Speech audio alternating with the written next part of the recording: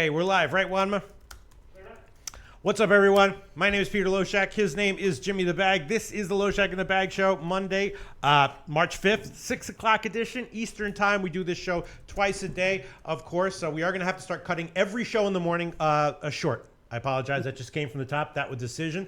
They watched our show, and they decided that we have to cut every show in the morning short by 10 minutes. So that's just the way it is. Yes, not happy about it. But you're right. That's just the. I think the fact is, if the show was a little bit better, they wouldn't be making that decision. But we have no one to blame but ourselves, Jimmy the Bag. All right. So today, but on the afternoon shows, we will be able to go long, except Wednesdays. So the morning shows will all be cut short at 10 minutes before the hour. The afternoon shows will all go long, except for Wednesdays, which will also have to be cut short. All right. So let's see, where do we start? We have college basketball. Of course, the William & Mary game already started, and I gave that one at +2 on the first half. Full game I'm going to hold off on, but during the show, the halftime will come up, so we'll take a look at that one. That is a very interesting game. Jimmy the Bag, this size of a college basketball card it looks right up your alley, right? I feel like it. I had tough time with this card, and I took longer on certain games.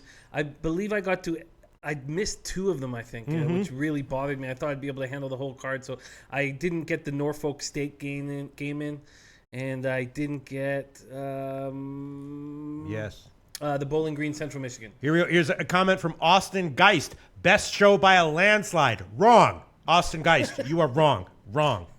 Joe D says, best show SBR ever done, period. Wrong. That is wrong. It's just simply wrong. All right. Let me do the next wrong. Well, what? Let me do the next wrong. You do the next wrong? Okay, let's find... Jeremy M. says this is the best damn show. When the hell are they going to realize it? Wrong. Absolutely. Okay. All right. So let's see. But we do. But seems like you guys have a lot of fun in this show. Yes, we do. Yes, we do. That is correct. Yes. That is absolutely correct. Okay, so let's move on to college basketball, Jim. Let's just jump right into it. Once again, I gave William & Mary, and that line it's now off now, but very weird. Opened at 3.5, got up to 5. I actually bet it at 5, and now it closed at 4.5 or 4. So the market.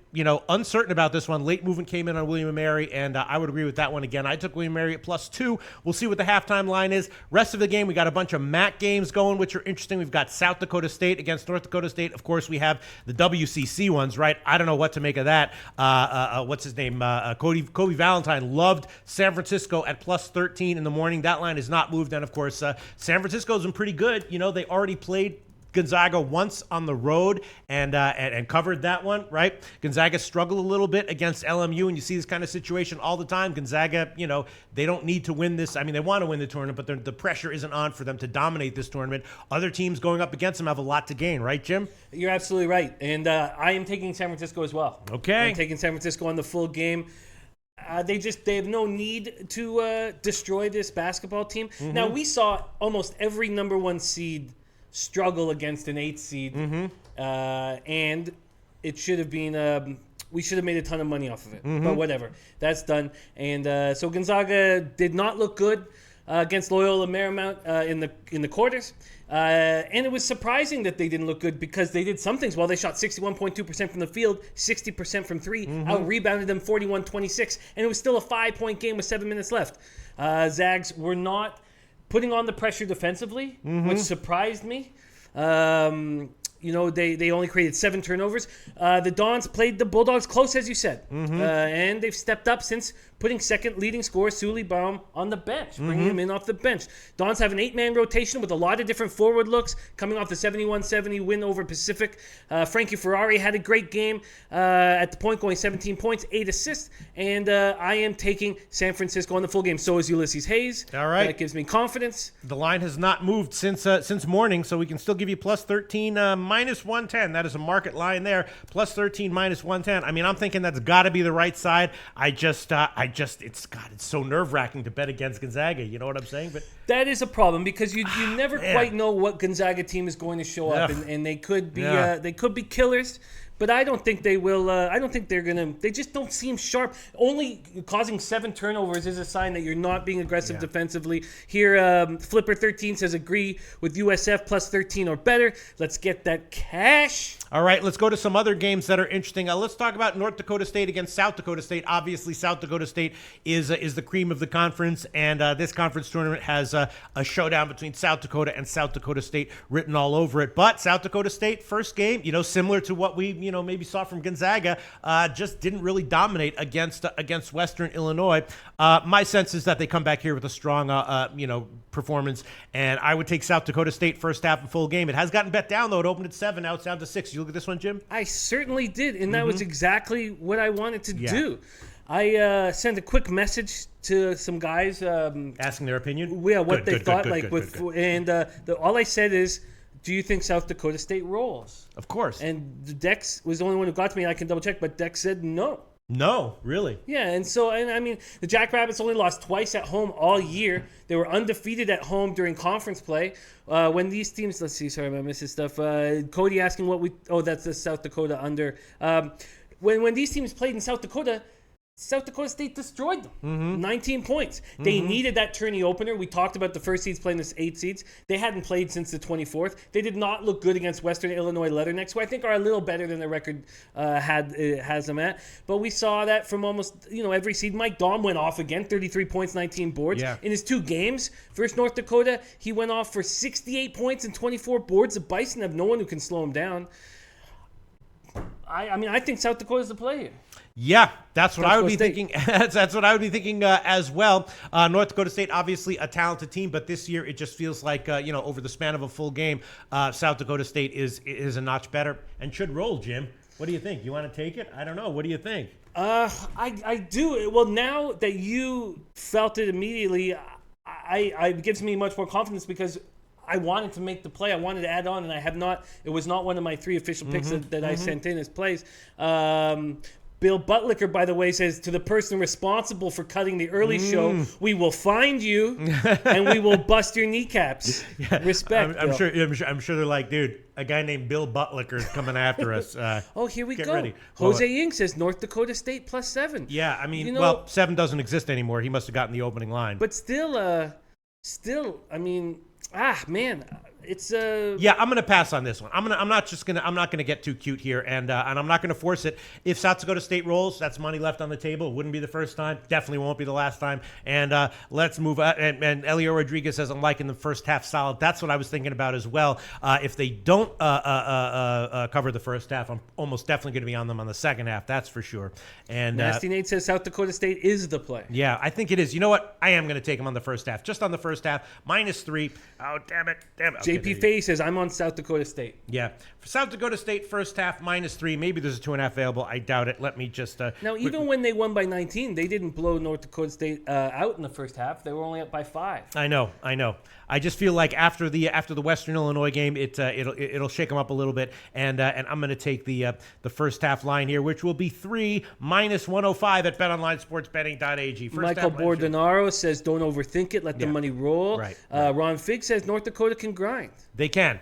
But I'm going to take South Dakota State first half, and it's one of those holistic plays. You know what I'm saying? If they, I did bet that one, and if they don't cash the first half, I'm probably going to have them on the second half, doubling up or bigger. All right, let's move on to some of these MAC games. Very interesting. Jimmy the Bag. I don't know which MAC games you looked at, but let's just go quickly down them. Bowling Green and Central Michigan. Central Michigan can grind it out. I'm not exactly sure. I mean, Bowling Green has been the MAC in general. There's a lot of parity in basketball and in football. And I think that really comes to play in big underdogs, taking big underdogs in the conference tournament. I was thinking about the under on this one, and maybe better, the first half under. Northern Illinois, Kent State again. Kent State the better team. Obviously, they're at home. The top seeds play at home in all these games. Lean Northern Illinois, but more so the under on that one, and the first half under. Miami, Ohio. I know you looked into that one, Jim. That's a very interesting matchup. Miami, Ohio is a talented but kind of a young team. Probably they get a boost from playing at home, from playing this game at home. You know, if a young team like that was in their first game on the road, I might look to fade them. But here, I have to think they get an edge there. And I'd have a lean to the first half over on that one. And that's about it. What do you have to say about the MAC conference tournament before I give my official picks on these games, Jim? What'd you look at? Well, I didn't get to the Bowling Green, Central Michigan, and I actually, unfortunately, didn't get enough time on the Akron, Western Michigan. So, but I did hit the other two. Oh, yeah, Akron, Western Michigan. I'm leaning over on that one, by the way. Go ahead. Interesting, yeah. We got our girl is here, sweet, and thankfully we have Native Queen has joined us. Oh, gosh, thank God. We're looking forward to hear what she and likes. look what she says. Hello, my beautiful family. God, like every word out of her mouth is rings of truth and positivity, Jimmy the Bag. Yeah, she's lovely. Hello, back to you, our beautiful oracle of handicapping, Native Queen. Thank you so much. This Kent State, initially, I wanted to take Kent State. I mean, they've looked good at home all year long. Northern Illinois won their first road game of the year against the awful Chicago State Cougars, then lost their next 12. They went 0-9 on the road in conference play, losing by an average of 14 points a game. These teams met in the conference opener that finished in a 75-61 home win for the Huskies. They rebounded Kent State by 10 and held the Golden Flashes to just 4 for 25 from 3. I didn't understand how that game went, and I had to look into it more. Adonis De La Rosa was held in check. How? It made no sense because the Huskies have 2 7-footers. Only one sees the floor, and that guy sees a couple minutes a game. So it was Lacey James. Lacey James, 6'9", 235, held down Adonis De La Rosa, which I can't understand how he did it. De La Rosa only got 4 points and 8 boards. It was a strange game that they had, and I don't trust Kent State, but you have to like them at home, and I don't know if they're going to cover this spread.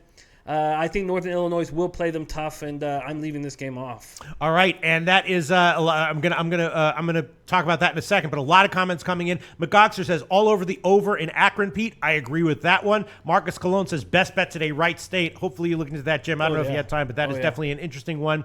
I'm probably going to pass on that one. Let's see other comments coming in here. Where the hell are the comments? Yes, Arnold Garza says take the over in the Zags game. 141 over here in Vegas is the play. Don't miss this money. I would agree with that as well. I like the over in the Gonzaga game. Not necessarily the first half over, but the full game over. I do like that one, and I'm probably going to give that one. Looking some other. Maxwell Smart says North Dakota State hit threes. Be worried. Yeah.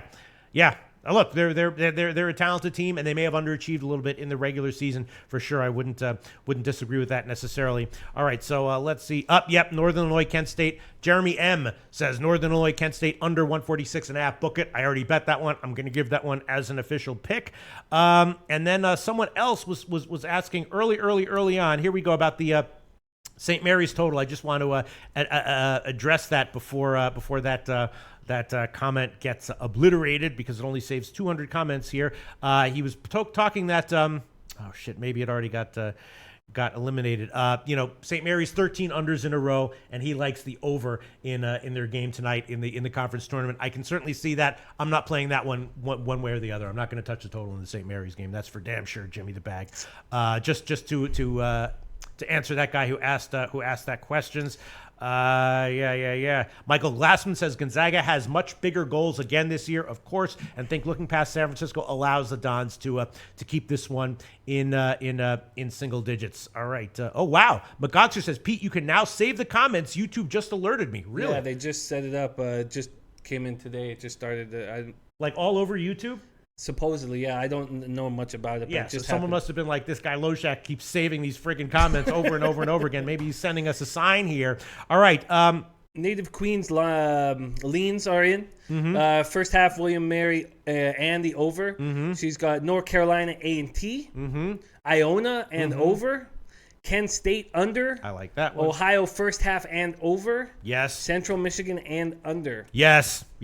I'm agreeing with all those. I already gave William Mary first half as an official pick. Hopefully that'll cash. The Iona game, I don't have a read on. I'm going to pass on that one. Kent State under. Yes, that's going to be an official pick of mine. Ohio first half, I don't know about the spread, but I definitely like the over. Central Michigan and the under, I definitely like that one. All right, so let's see. Yeah, you can save comments. Here you go. I'm saving. I don't trust you. I trust myself and no one else. So I'm just going to keep saving them myself. Anyway, all right, let me make some of these picks official. Bowling Green, Central Michigan. I definitely like the under and the first half under. I'll start with just the first half under here. Central Michigan. Look out for some comments on picks coming in, Jim, while I find the best lines here. God, I'm trying to get a better pen here. Jesus Christ. All right, here we go. Central Michigan, first half under, 70.5 minus 109.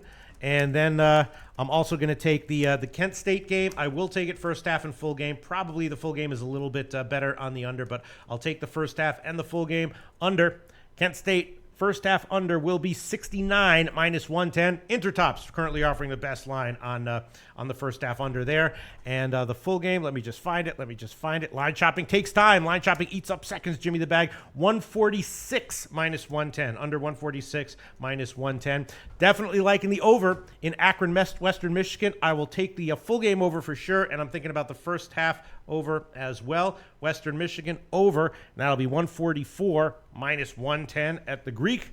And then let me see what else is coming down the pike here in the MAC. Miami, Ohio. Yeah, I'm liking the over on that one as well, Jim. Yeah, the teams just met in the 75-66 road victory for Ohio. Also met 2 weeks ago in the 92-87 overtime victory for Ohio. The Redhawks get their third shot at these guys. Miami's bigs just don't match up well with Ohio's. Doug Taylor, 6'9", 264 pounds, is a beast compared to the Redhawks bigs. In just 47 minutes combined against the Redhawks, Taylor scored 20 points, 18 boards, and 5 blocks. Redhawks' best big, Logan McLean, seems afraid to bang with Taylor. I was shocked reading Logan McLean's stat line. 16 points, 8 boards in the 2 games, and 0 fouls. 0 fouls means he's afraid to get dirty with Taylor. Taylor's got 30 pounds on him at least. There were plays that McLean needed to do to send a message, and he just wouldn't do it. It's always tough beating a team 3 straight times in 3 weeks. Yeah. That's my only thing kind of holding me back, but Ohio's capable of doing it. But that is what is holding me back from making it an official play. Okay. I'm going to throw in the Akron, Western Michigan first half over. As always, line shopping is important. Split line, 67.5 or 67. So I'll take the first half over, 67 minus 110. That's at UWager, Bet365, 5 dimes. And the Ohio game, I cashed on the first half over in their last game, but barely. And it's the same total, same first half total as their last game. The 65.5 is available at UWager and Bookmaker. What do you think about the way this kind of games goes scoring-wise? What do you think? You think that probably it sneaks over? Well, has the line gone down like every other line? Yes, but just like about a point. Nothing crazy. Nothing crazy. The line movement that every game has been going down really scared me kind of off of the card. So I'm uncomfortable with it. All right, I will throw on just the first half over here on this one. Over 65.5 minus 110. It's understandable why these lines would be getting bet down, but on this game, I'm going to take first half over 65.5 minus 110. That's the line at UWager. And Jimmy, funny shit coming in. Yeah, Flipper has a great line for our show. He says, "This is the best SBR show, damn it, where trolls and hoes are welcome." Yes, absolutely. They are welcome. Trolls and hoes are welcome. The only thing that's not welcome is spam, unless it bot spam is not welcome. But even live spam is under consideration. But we love our real horse. Yes, absolutely. All right, so let's see. JP Face says, "Yes, Pete, that's the first half over I'm on too."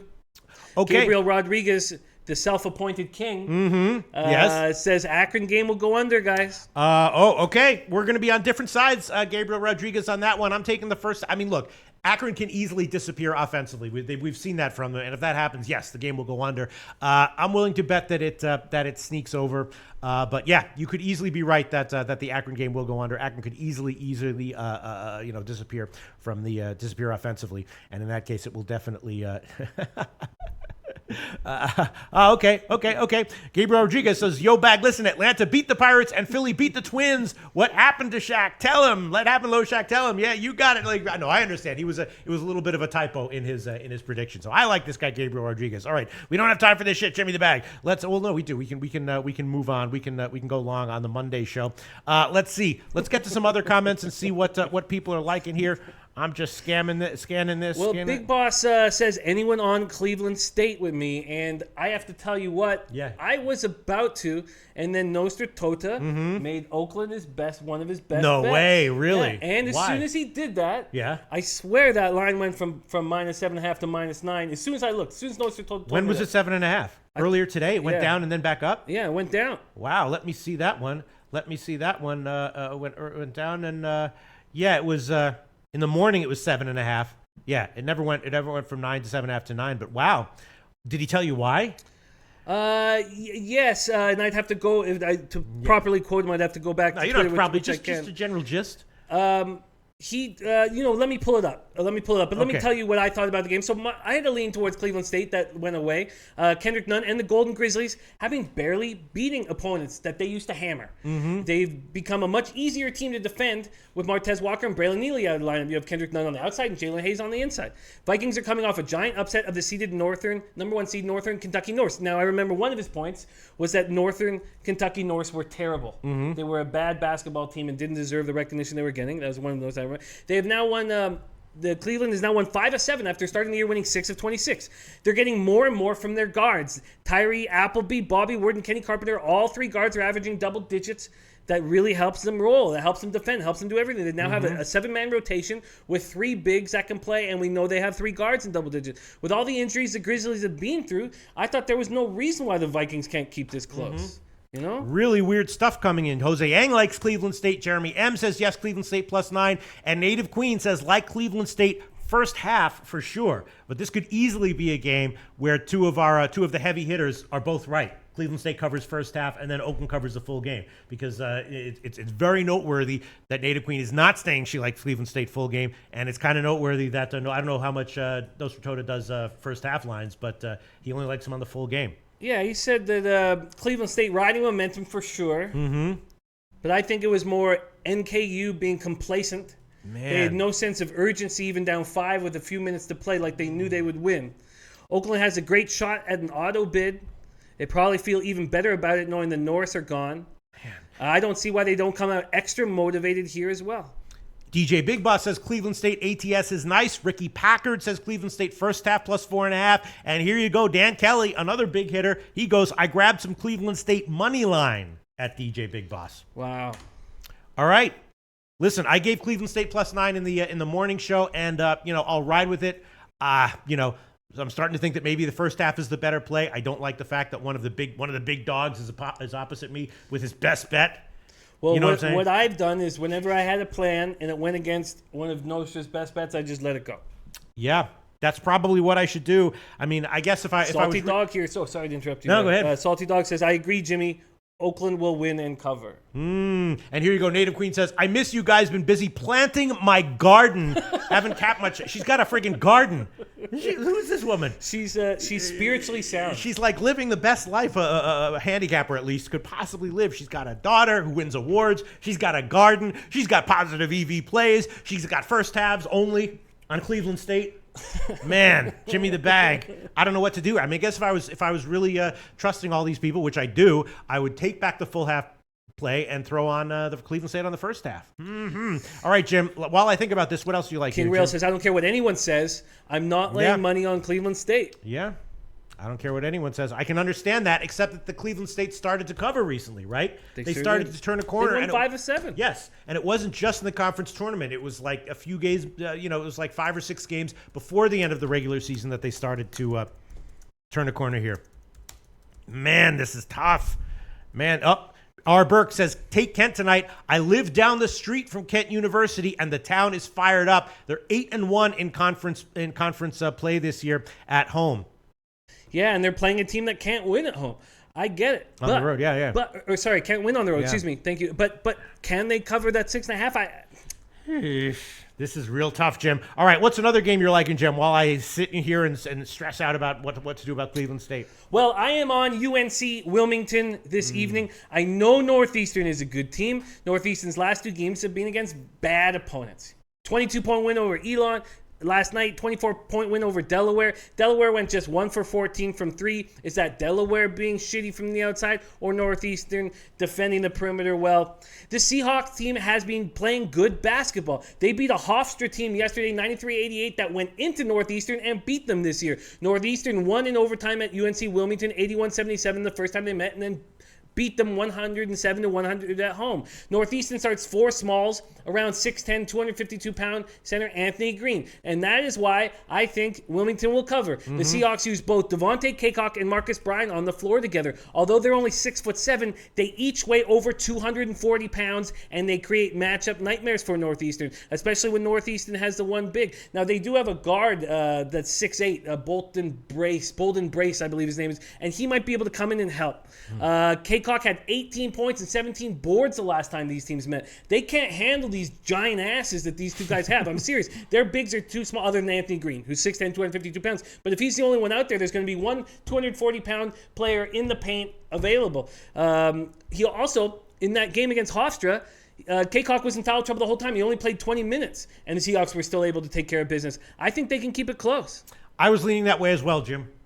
I just don't want to have one of these games where it's like close the whole way and then they lose by 8 or 9. And we've had that with the Suns. I get it. Yeah. But I'm going to take them here. Okay. Jim's going to take NC Wilmington. That is definitely a lean of mine. Can't say I disagree with it. 7.5 minus 110. It's a split line, 7 or 7.5. NC Wilmington plus 7.5 minus 110. You are watching the Loshak and the Bag show here at SBR Sports Picks.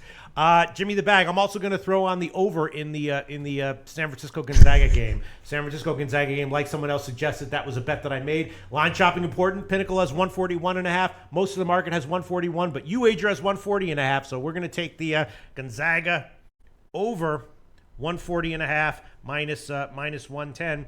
All right, let's see what else we got here, Jim. Let's see what else we got going on here. What else do we got going on here? Nasty Nate says take the over in UNC Wilmington. Vitalis comes in and says Sharps are on Bowling Green in South Dakota.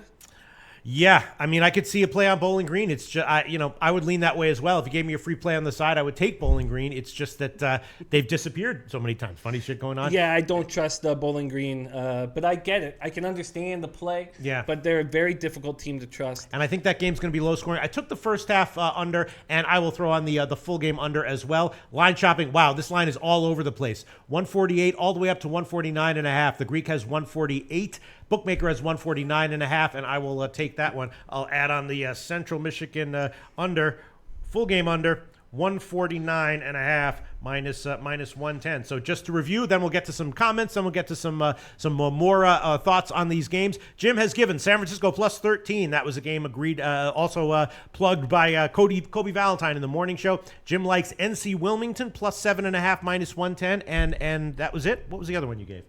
I believe I still have one that I haven't. But you've just given 2 plays, right? Yeah. I've given Gonzaga over 140.5. Miami, Ohio, first half over 65.5. South Dakota State, first half -3. Central Michigan, first half under 70.5, and the full game under 149.5. Kent State, first half under 69, the full game under 146. Western Michigan, first half over 67, and the full game over 144. That one actually makes me more and more nervous the more I look at it. And in the morning, go ahead. Isan is with you, says, Pete, that is my best play over in Gonzaga, San Francisco. Yeah, and the more I hear you guys, I capped that game. Gabriel Rodriguez says San Francisco will beat Gonzaga today. I mean, stranger things have happened, Jim. Wow, Gabriel. Then we'd have to give you – I wouldn't be able to deny the King status. Wait, Gabriel Rodriguez said that? Yes. Oh, okay, yes. There's no – San Francisco is playing Gonzaga today. We know that. If San Francisco beats Gonzaga outright, Gabriel Rodriguez will get a bona fide official Genius Award for today's show. Well, all right. I have to say, I think you guys are on the right side in the over in Gonzaga, San Francisco, and I will be adding that to my card now, and I'll send it in after the show. You want that one as well? I do. I'm on full game with you guys. Oh, shit. All right, so that, again, line shopping at SBR Odds, and best line right now at UWager over 140.5 minus 110. Over 140.5 minus 110. I'm thinking maybe I'll just throw on. Oh, wow. Twatty took San Fran money line too. I mean, stranger things have happened, Jim. Wow. Stranger things have Elio happened. Rodriguez says, I like that over as well. Okay, great. Okay, great. So we have people against each other in this next. Do you mind if I introduce the next game? Go ahead. Have Jose Ing saying UNC Greensboro main bet, and we have Joe D saying ETSU. So let's break that game That line down. to me, as second half written all over it, full game total pass. East Tennessee State came into the conference tourney losing 4 of 5 and looked susceptible. Maybe they were just bored. Mm-hmm. They beat Chattanooga by 18 to get the tourney started, and then beat a very good Furman team by 11.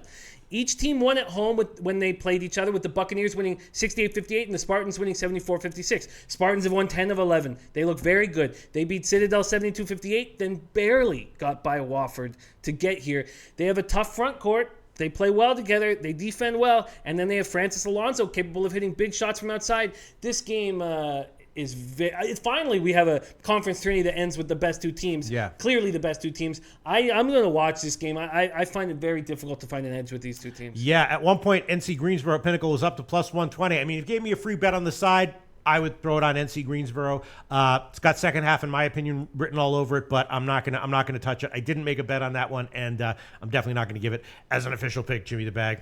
I hear you. All right, let's scan down the games quickly. Bowling Green, Central Michigan. I gave the unders on that one. Cleveland State, Oakland. Jesus Christ. See, I would give the first half to Tail Native Queen, but then I'd be doubling up on against Nostratota's best play of the day, and you don't want to do that, Jim. You don't. If you want to take one play, fine, do it. But Sure. double up, come on, man.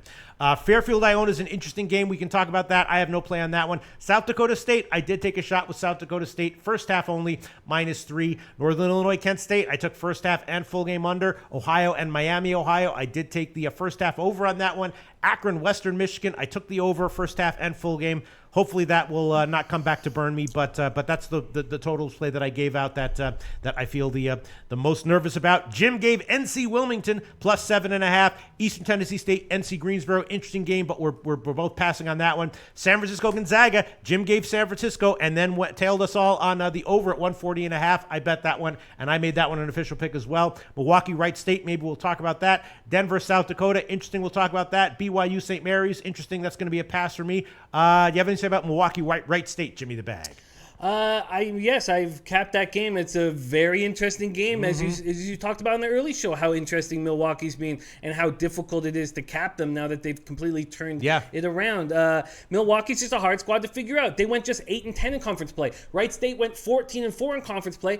2 of their losses suffered at the hands of Milwaukee. Panthers' perimeter defense was constantly able to keep the Raiders' sharpshooters in check. Wright State shot only 13 for 41 from 3 versus the Panthers.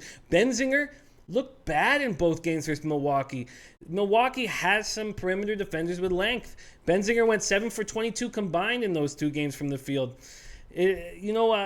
I think Wright State, just looking at these 2 teams, should be the spot. But when you break down those 2 games, Milwaukee didn't get lucky when they beat Wright State both times. They soundly beat them. Yeah. I'm staying off this game. Yeah, I'm staying off that one too. That one also has a second half written all over it. And here's a great comment here. Michael Lunday says, does the Zag game go over without San Francisco team total going over? Seems like a good play. And of course, the answer to that is if you like the San Francisco plus the points and you like the over both as official picks, then yes, by definition, you got by logic, you got to be loving the team total over. Let's find what that is right now. 64 for San Francisco. Yeah, that's an appealing spot. That is an appealing spot. I will take that one as an official play. I will take that one. Thanks, Michael Lunday, for reminding us of that one. San Francisco team total over 64 minus 110. That's the current line at Heritage. So instead of taking San Francisco plus 13, as so many people are liking, I'm just going to take the team total over. So just in case the game soars over and Gonzaga wins by 16 or something like that. It's just maybe I'm probably being too much of a pussy here, and for baseball I'm going to have to get rid of that. But it's just I'm still a little scared to bet against Gonzaga, Jim. Yeah, Twadia Zags first half over in that game. And Gabriel Rodriguez says, remember, if San Francisco covers, game will go under. Okay. But he says, but they will win it, so it might go over. Man, it's tough. Rosa Lilio says, Pete in the bag, my favorite cappers. Really? Who is that? Where is that? Rosa Lilio. Oh, let's read that. So I'm going to read that comment. Please do. Rosa Lilio, Pete in the bag, my favorite cappers. Thank you so much, Rosa Lilio. I haven't seen that name before, right, Jim? No, love it, Rosa Lilio. Thank you so much. Really appreciate it. It means everything. It's all I have in life. It's all I live for. Comments like that. Thank you so much. Once again, Rosa Lilio says, Pete in the bag, my favorite cappers. Unbelievable. Thank you so much. We'll see how all this turns out.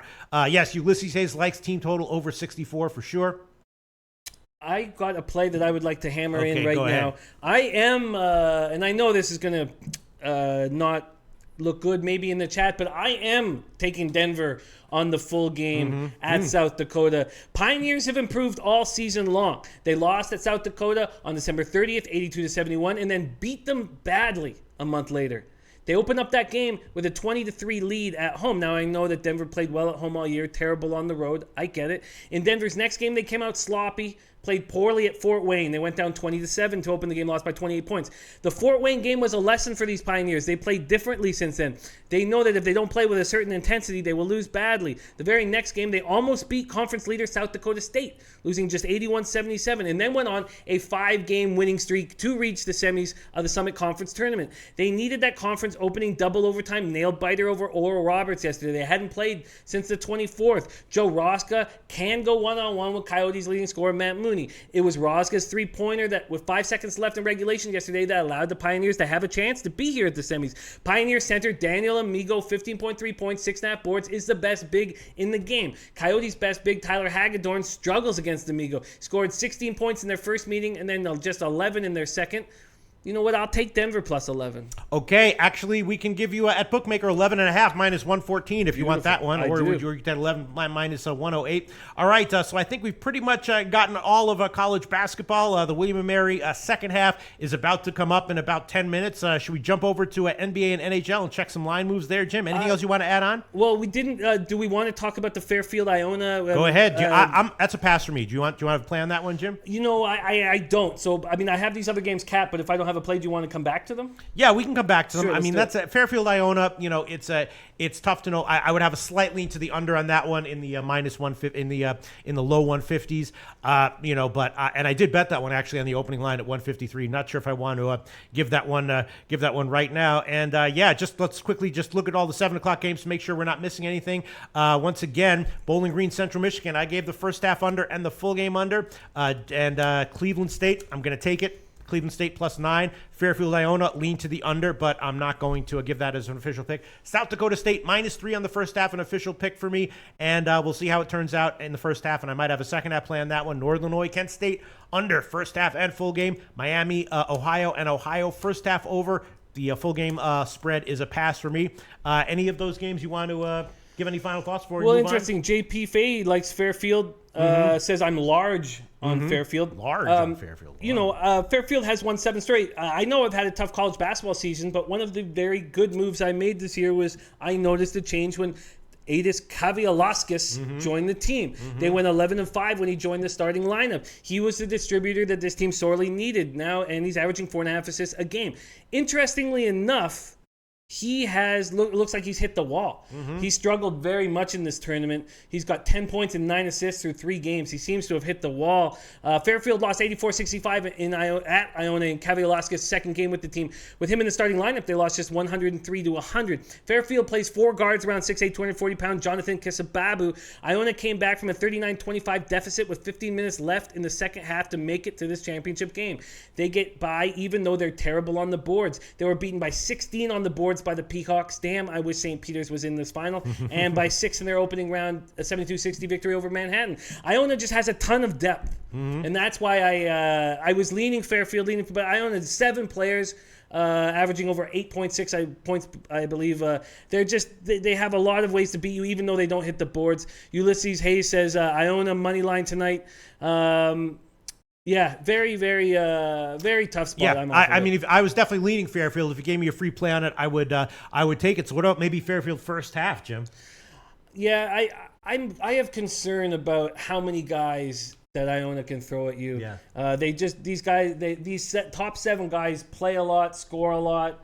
They get by without boarding, and I'm a little uncomfortable. And you know how much I love boards. Yes, I would take Fairfield. Yes, yeah. But I'm not going to make a play on it. I would as well. In the meantime, the William Mary game is definitely low scoring. So that one looks like it's headed under. The first half plus 2 is going to come down to the wire. 3 minutes to go. William Mary down by 4. All right, let's move on to. I guess let's start with the NHL card. Let's just quickly start with that, Jim. Let me see. The NHL card. 5 games on the NHL card. The 7:00 game is Pittsburgh at home against Calgary. Pittsburgh, of course, struggled a little bit recently after an extended run of awesomeness that Jimmy the Bag jumped on very, very early on.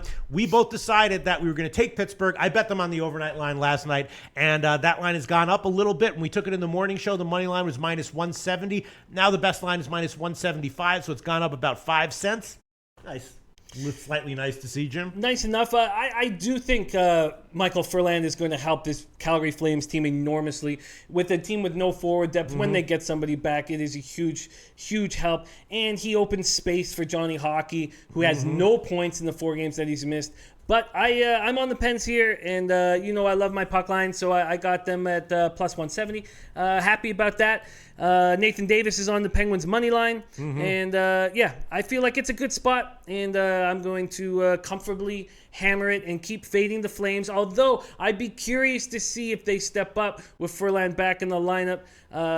But Tristan Jarry, I think he had a good game against the Islanders, and he needs to step up. Also, Matt Murray will be back soon. Yeah, and the Pittsburgh puck line right now, Pinnacle, plus 156. So on the puck line, nice little 15-cent move there. Yeah. And also, as we talked about in the morning show, I forgot who it was, might have been NHL G Money, saying that he was expecting unders from Pittsburgh going forward, and this is one of those games with 6.5 total, Jim. Yeah, when did he say that? In the morning. He said this morning. I don't know if it was him. Someone said that they liked him. I'm not going to do that until we get Matt Murray back in that. But yeah, I don't see the Pens scoring a ton of goals moving forward. I see them getting the job done. They need to get back on a winning streak if they want that first spot, and they do not want that third place finish in the conference. Second is okay, but if they're third and they have to play both first 2-round series is on the road. They play every series going forward on the road. That's very difficult. So I expect them to step up here. An interesting play is what Al Mack has been saying here. He's been saying Leafs minus 1.5 is easy money. Jose Ng, Leafs puck line. Everybody's saying, Al Mack says Leafs roll tonight. Now, I think that the Leafs look bad. And Babcock said the right things, and I don't think he was talking about it in the Sabres game. I was thinking moving forward. If the Leafs push this Sabres team around, it won't mean anything. It means something when you play the Capitals or the Penguins, these teams who've been through the wars. Twadi Latte is on the Pens under, by the way. Yeah. Yes, I'm going to kick the Leafs while they're down. Austin Matthews is extremely important to this team. Al Mack says, I never go against you, but I am tonight. And no worries, Al Mack. I love you, pal. And this is part of the fun of capping. I got plus 165 when I sent my Sabres bet out. But since the morning show, that line has gotten bet up. In the morning show, the best line we give you is plus 152. Now the best line would be at the Greek now the best line would be at Bet Online plus 159. Interesting. Gone up about 7. So small money coming in on Toronto, Jim. Yeah, and but I think this is a nice spot for Buffalo. This is the biggest game of the year for them. Now, yes, I know that the Leafs need to bounce back after that outdoor game, but truly, I don't think they're able to without Austin Matthews. And I don't mean to put the team down. Yes, they have more skill than the Sabres, but the teams have their seasons ebb and flow. I just think this is a spot here. JP Fahey says, I like the Sabres play a lot, Jim. Gabriel Rodriguez says, tell him bag, Leafs lose today. Austin Geis says, I see good value on Buffalo, Jimmy. Mohamed Joma, nice to have him back, says Sabres money line is good. I think this is going to be a really fun game to watch. All right, well, I already gave the Buffalo team total over 2.5 in the morning show, and I'm also going to throw on the full game over on this one, over 5.5 minus 110. Jim was a little bit concerned about that because he thinks there might be a lot of tight checking because it's such a big game. I understand that, but I also think that 5.5 for this game is a relatively low total. So I'm taking, in addition to the Buffalo team total over, I'm going to throw on the full game over 5.5 minus 110. Interesting that as a big road favorite, Toronto is, as of right now, does appear to be taking money and appears to be the side that the market is favoring. Again, that the puck drops in about 45 minutes, so there could be some late money coming in on Buffalo, but maybe not. Then Ottawa, Dallas. Jim did take Dallas on the puck line in the morning, and I took the under 6 on that one. Both were vaguely endorsed, I think, by the commenters in the morning, right, Jim? How you feeling about that one?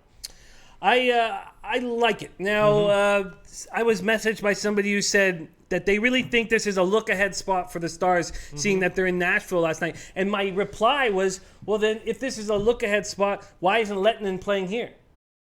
If I was coaching this team and I was like, well, the easier game is the first one, I would have Lettinen. I know Lettinen plays more road games and I guess than home because games. when people are talking about look-ahead spot, they're talking about like maybe a subconscious psychological mind frame of the team as opposed to a conscious strategic but I think Bishop excuse me. I think Hitchcock is saying we are not doing that. Mm-hmm. We need to win. We need to win the Senators game before we have a very tough game in Nashville. So we're going to play our best goalie here tonight. Now, the things he said about Jamie Benn are the things that make you strive for more. Just one point about what you just said, Jim. Actually, the coach of Gonzaga said exactly what you just said, and he said he took it the opposite. Now, obviously, those are college kids and these are pro kids, but he said, listen, I tell them all the time, don't overlook these games, but sometimes there's just nothing you can say to get it into their heads. And he was saying that like he knows that they were like that Gonzaga was like looking ahead in their first game, and he was like, we try to put it into their heads to not do that, but sometimes just no matter what you say, they just don't listen, and that might also work in the pros too. And I think you're absolutely right. And we remember with the Stars team with Seguin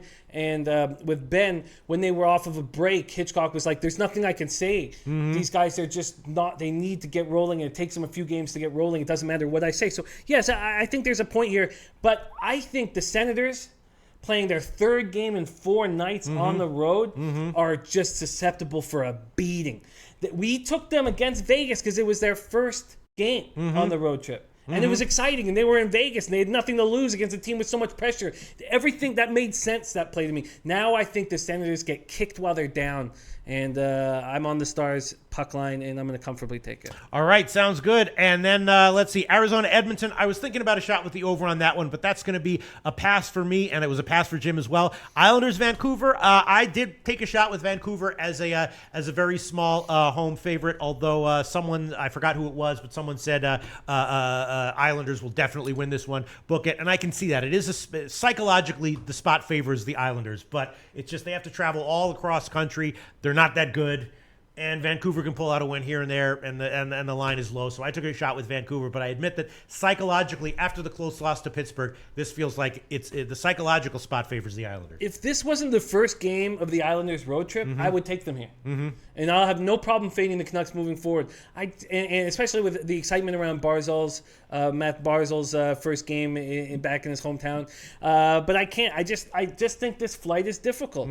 I really do. And I would not be surprised to see the Islanders come out to a 2-0 lead and then lose it late. Lose it late. So I'm just staying off of this spot. All right, and the Arizona game is still a pass for you, Jim? Yes, it is. All right. So Ulysses Hayes says it was me, Loshak. Okay. Actually, saying the Islanders. Actually, I think that there were a bunch of people who were liking the Islanders. There were a couple, but man, Ulysses Hayes is a great hockey handicapper. Or a great handicapper in general. Anytime you can be on the same side of him is a good spot. Easton Zolfagari and Magsy were asking, do you have a favorite play today in the NHL? And after talking everything out, I think I like the Stars play a little more than the Pens play. Really? Yeah, I really do. Yeah, with Furlan coming back and the Pens not playing that well of late, I really think this is a spot where Dallas is gonna hurt a bad hockey team that's a third road game in 4 nights. That's hard to do. Third road game in 4 nights. Yeah. And so I would say I like the Stars a tiny bit more than the Penguins. Okay, let's move on to NBA. But first, once again, Jim is on Pittsburgh puck line. I'm on Pittsburgh -1,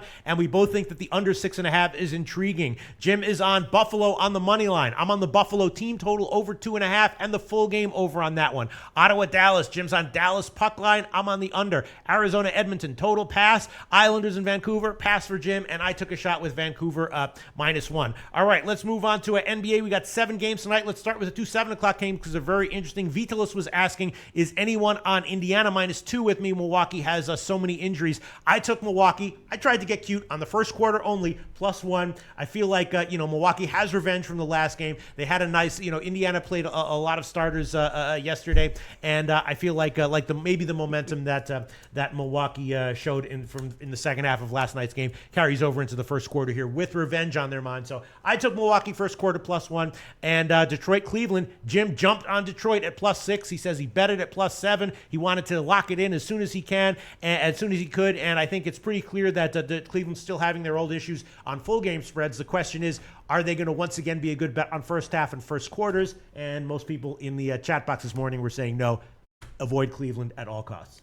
Well, definitely here. I don't see how, and look at the lines. Even you can get 6.5s now. Interesting. Definitely. I just feel like a situation where Larry Nance has to play 37 minutes, and he says he hyperextended his knee on Saturday. That's the twist there. If Larry Nance was like, I feel great, I'm wearing my dad's number, I'm going to play 40 minutes and we're going to start. No, he said, I hyperextended my knee on Saturday, but no, I'll be good to go. They're in trouble. They're in big trouble here. And it's tough to believe in this Pistons team. This Pistons teams, they're 1, 2, and 3 are possibly the worst in the league. And then you have Blake Griffin and Drummond. I'm very. This is the one play I needed. Okay, Heizar World. Haven't seen his commenter name before with an interesting comment, all in caps. Don't bet on NBA. That might be a very, very, very smart comment there from Heiser Caps. In the meantime, Jimmy the Bag. The second half in the William and Mary game is up, so I'm going to look at that. While I look at that, why don't you just speak extemporaneously about whatever you find interesting from the NBA card, Jim? Sure. We didn't get a chance to hammer this all the way through, so there were games that we missed. We didn't get to fully break down the Blazers-Lakers game, which is a wonderful spot. We know a ton of people were on the Lakers early. Let's break down. If anybody has a game that we didn't hammer in the morning show, because I don't think we got to all of them, please hit me with it. Blazers are coming off a 108-100 win at home to the Thunder on Saturday night. They've now won 6 straight. They've won 14 straight games versus the Lakers. Now when I'm saying this, I remember doing this on the morning show. Mo Harkless is questionable to go tonight with a right knee sprain. Alan Action says, Lakers are my play of the night. It's...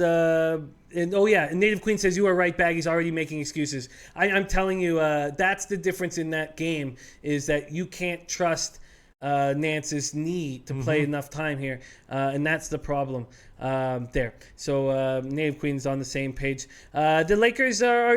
we didn't hit the Magic Jazz enough, because I know a couple people that are on the Magic. So let me just finish off this Lakers game. Alonzo Ball's playing well. Josh Hart done for the year. Ball and Randall are playing very, very good. It almost means that they don't even need Brandon Ingram, who's hurt right now. The Lakers are playing good ball. This is a tricky spot that I'm thankfully staying away from. I feel like maybe the Magic at double digit is a good spot. I really think it might be a good spot for the Magic. I don't think the Jazz are playing as well as they've been playing. Mele Pelas weighs on the Lakers team total over, and then that's what I was thinking as well in my notes last night. Mele Pelas weight, Lakers team total over, but Jeremy M's, I'm on Blazers -2. Jose Inc says Blazers over main NBA bet tonight. Just to talk about the William Mary second half for a second, it's going to be a pass for me. If you gave me a free play on it, I would take Charleston second half money line -125. I don't know, it doesn't look good to me for William Mary. I think they're going to maybe fade a little bit here in the second half, but I'm not going to bet it. It's a pass for me. But if you gave me a free play on a side or a total, I would take Charleston money line -125. All right, go ahead, Jim. News also just broke that Aldridge will be in the lineup, and that was something we were waiting to find out. So let's break that game down. Grizz are coming off a 107-100 loss at Orlando on Saturday night. They're just a terrible basketball team. Tyreek Evans, without him in the lineup, they're 0-13. Deontay Davis and Gasol, I believe, will be playing. San Antonio's lost 6 of 7, 4 straight at home for the first time since January 2002. I wonder what the pace is going to be, because I don't know anything about how the Grizz are going to handle. I guess Xavier Mays, is he going to start at point, because all their point guards are hurt. This is a very, very strange spot. Roaster Drama says Spurs and Cavs fit my system, but just can't take either of them tonight. Jeremy M says Magic +10. They can win. They can't win for shit, but they're great against the spread. And he's got a lot of there's a lot of truth to that. Jazz are coming off a 98-91 win at Sacramento on Saturday night. Won 15-19 since Rudy Gobert returned. And Magic have won back-to-back home games. They're playing better, but the wins came on the heels of a 7-game losing streak. And Utah destroyed them earlier this year. This is tricky. Jose Inc says Jazz won't stand up for the Magic threes. Blew them by 40. They won't take the game serious. Interesting. Very interesting point. Ricky Packard talking about Memphis. Yeah, saying Mario Chalmers is out too. They're an absolute mess. Absolute mess. DB says, finally the NBA. Blazers -2. Lakers overvalued, winning 6 in a row against bad teams. Portland 6 in a row, including Golden State, OKC, and Minnesota. Those are excellent points. Lakers back from a road trip. Nice to party in LA. Very, very interesting. And that William Mary game is interesting. I'm thinking about the second half under as well, but I'm just gonna pass on this one. Total pass on the William and Mary game. All right, Jim. What do you think about the Lakers team total over? That was something I was thinking about as well. It should be about 110 or so. What's the full game over for? The full game over is headed up a little bit, Jim, and this is one of those totals. You know how we look at late line move? Mm-hmm. It opened at 223.5. It's up to 224.5 or 225. Now that's not a major move. You know, if one of the sharp syndicates bet on that one, it's just a modest play. They didn't all come in on and pound the hell out of it repeatedly, but that line move tells me take the over, Jim. It does. Those aren't quite as big as the moves that went against me when I got destroyed on Tuesday or Wednesday of last week. And even more strange is that the first half total is less than 50%. It's only 109 at Bookmaker. Actually at Intertops and UAger in a bunch of places. Wow, very interesting. Very interesting. Elio Rodriguez says Portland team total over. Mm-hmm. Wow. And that should be about 211.5. 111.5. Melee Payless Way, who's on the team total Lakers over, says Orlando cash machine is double-digit dog. What do you think?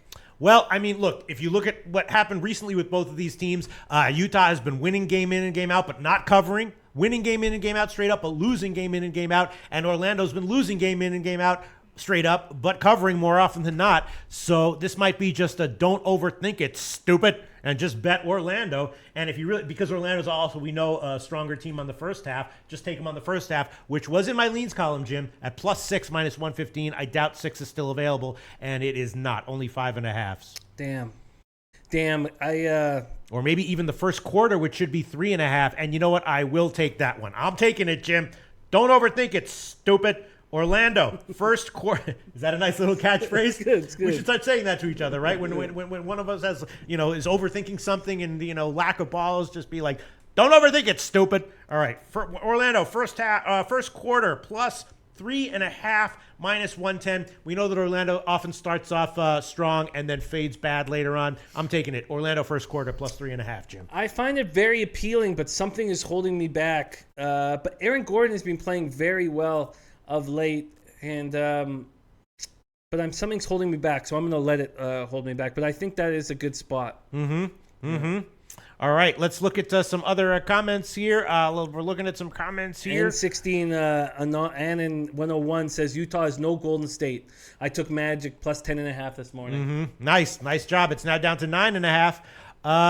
Isan Zulfagari says, Pete, you don't like second half over in William & Mary? No, I don't, Isan Zulfagari. I mean, obviously, yeah, this second half could go to 110.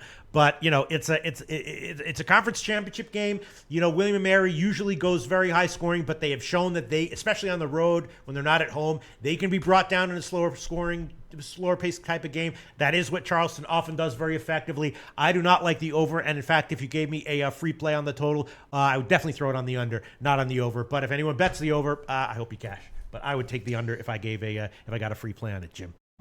I hear you. Jeremy M saying, how do you not jump on Magic as a double-digit dog?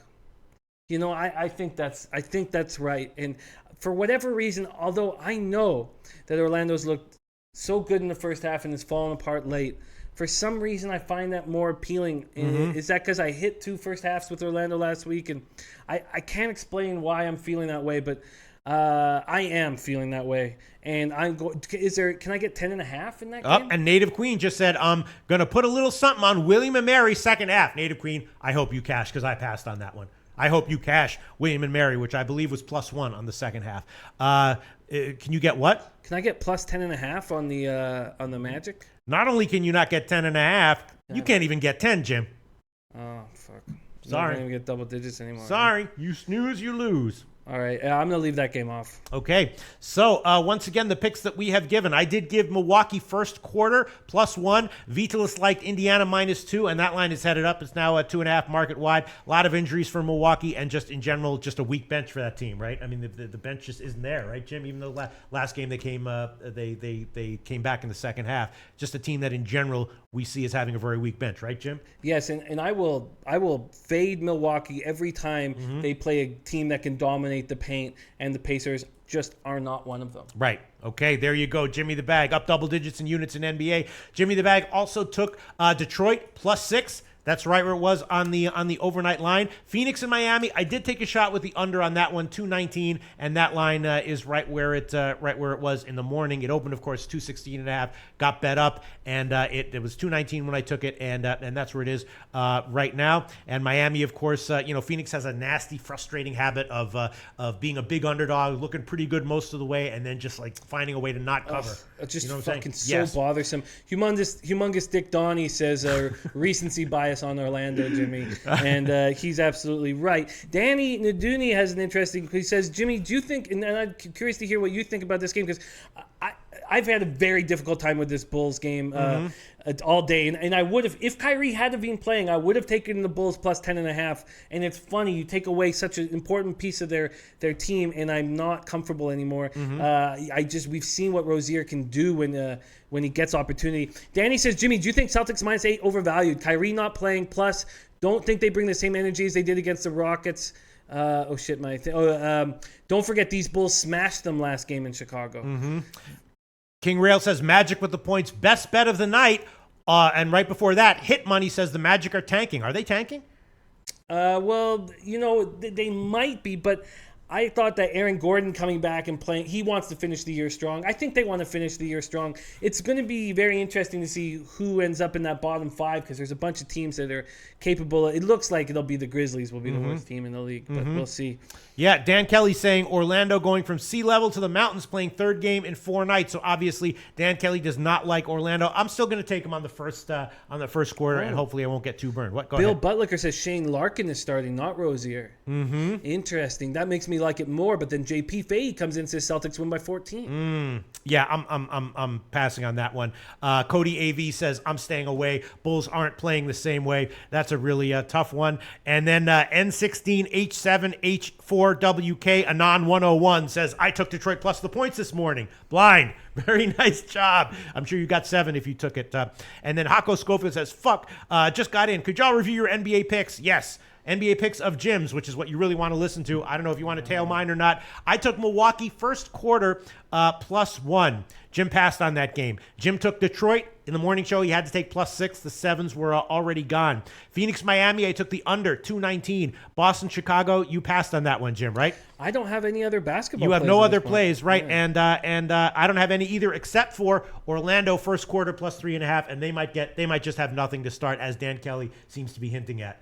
I'm very interested in how that game goes. This was a tough card. I Yeah, felt, it was. The Pistons jumped out at me. Take it right away. Immediately take it. But the other spots I found quite difficult. Yeah, I'll be interested to see how the Orlando-Utah game goes. Dan Kelly seems to be hinting this is a really bad spot for Orlando, but multiple people saying that they like Orlando here, right? How could you not take him as a double-digit dog? King Rail says, best bet of the night. So yeah, I guess this might count as the most interesting game on the card, Jimmy the Bag. What do you think about labeling that one the most interesting game on the card? Yeah. Orlando, Utah. I agree. It's a very, very interesting game. Long Balls Larry has joined us. He says, did you guys tail Ortega? I gave emphatically on Friday. No, I did. I totally stayed off that one. I did preview that one with Andreas Hale, and look. Whenever a guy like Edgar gets put to sleep in the first, gets knocked the fuck out, gets killed in the first 15 seconds, you have to think, all right, there probably was a little bit of a flukiness involved there. I mean, anyone can get caught in the first 15 seconds of a fight. It doesn't necessarily mean that that they were a terrible bet. You know what I'm saying? But we definitely talked about, Kobe Valentine was talking about how great Ortega is, and I completely agree with that. I said there's no way in hell I'm betting against that guy. He's undefeated, up and coming, just a good character, you know what I mean? A guy who came from nothing and just really has a good sort of a disposition about him. And so I was totally off that one, and I don't know where that line closed, but the late money that I saw was definitely coming in on Ortega, and it was headed down. So what happens to Edgar now? Not exactly sure, but and I don't think we can... I think you always take any 15-second knockout with a grain of salt. You know what I'm saying, Jim? Yeah, I think that makes sense. That makes a lot of sense. Like, you don't take a 90-second knockout with a grain of salt, Like, if someone like Cyborg or someone like that just knocks someone the fuck out in 90 seconds, that's domination. But, like, one of those 15-second, 12-second knockouts, that's not domination. That's just kind of like... I mean, it may have been indicative of the fact that Edgar's head wasn't in the game. You know what I'm saying? Which is what I would assume. I hate betting on fighters whenever they're in a no-win situation, which any way you slice it is what Edgar was in. You know what I'm saying? And so maybe his head just wasn't in it, but it's just, I kind of in my mind just throw out any 15-second knockout as mostly fluky.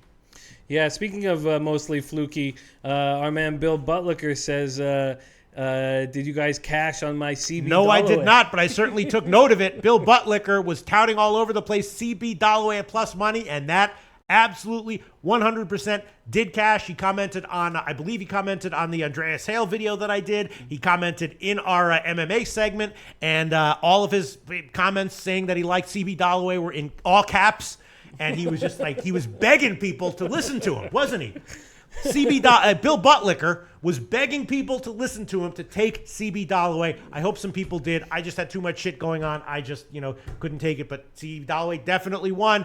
Shout out to Bill Butlicker. Awesome call. Multiple times, most of the time in caps. And that's why we love the commenters on this show, Jim. Yeah, right? absolutely. They hit a bunch of winners. Giovanni Biesdorf says, I'm feeling the Suns tonight. Counterattack, plus 9.5. God, they've just... I bet you they covered now that I'm off them.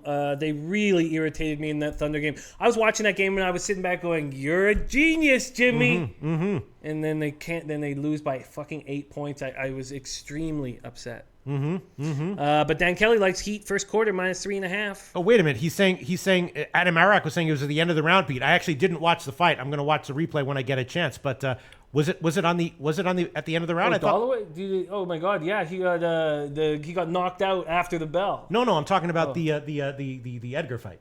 Oh, sorry. Yeah. That was like in 15 seconds, right? But yeah.